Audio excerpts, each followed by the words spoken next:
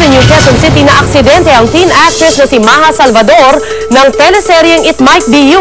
Inireklamo din ni Salvador ang masamang serbisyo ng East Avenue Medical Center.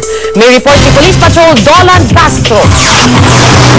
Parehong wasak ang harapan ng Mitsubishi Galant at Toyota Altis matapos magsalpukan sa kahabaan ng Timog Avenue, Quezon City. Pasado alas 12 ng madaling araw kanina, galing ABS-CBN sakay ng Altis ang teen actress na si Maha Salvador kasama ang 3 kaibigan at kanyang driver. Nakilala naman na nagmamaneho ng Galant na si Albert Kiambao. Sir, naka-go po kami, sir. Yung kalaban namin, yung isa naka-counter flow, sir. Nagulat na lang po ako pagtingin ko, nandyan na Dinala sa East Avenue Medical Center ang grupo ng batang aktres, pati na ang 3 lalaking sakay ng Galant at pa mga empleyado ng SSS. Itinanggi rin nilang sila ang may kasalanan. Bigla na lang may sumulpat Tingnan mo yung position ng kotse.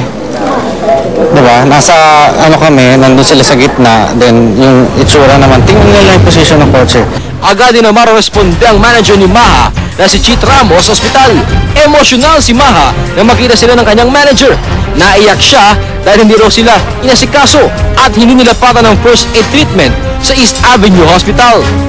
Sana asikasuhin po kami muna, pero iba ho tapos parang nung natapos nila kaming tingnan, tapos nila kami interviewin kung ano nangyari, ganyan. Tapos na, ganun lang. Tapos sasabihin pa sa harap namin na, ay nako, salamat, tapos na rin makapagpahinga na rin. Parang, kasi sabi ng kailangan lumakad siya para sa bumili ng yelo para magamot siya. Ay, bakit daw sila pa ba ang bibili ng yelo? Sabi ko gano'n, sabi ko kahit wheelchair man lang hindi malakalakad. Wala din daw wheelchair sa emergency. Ganito rin reklamo ng nakabangga ni na Maha, kaya pareho silang lumipat ng ospital. Sa ospital, nagko-complain kami talaga.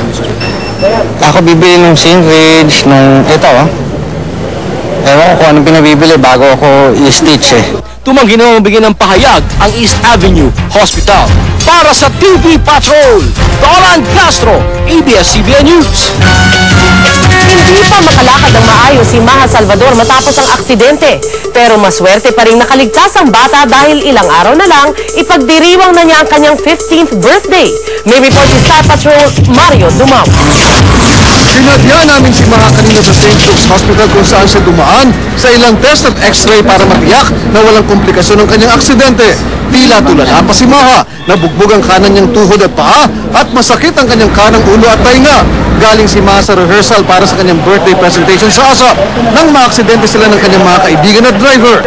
Malian niya ang unang balita sa media na siya ang nagdadrive ng kotse. Paano ako magdadrive? 15 years old lang po ako.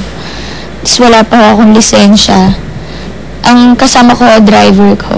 Hindi rin makalimutan ni Maha kung paano umano sila binaliwala ng isang ospital sa Quezon City. Bukod sa kapamilya, kabilang sa mga unang tumawag sa kanya sina John Prats at ang tiyuhing si Ramon Salvador. Humaharap si Maha sa malaking gasto sa ospital, pero higit niyang iniisip ang kondisyon ng mga nakasama niya sa aksidente. Tinuturing din ni Maha na ikalawanan niya itong buhay.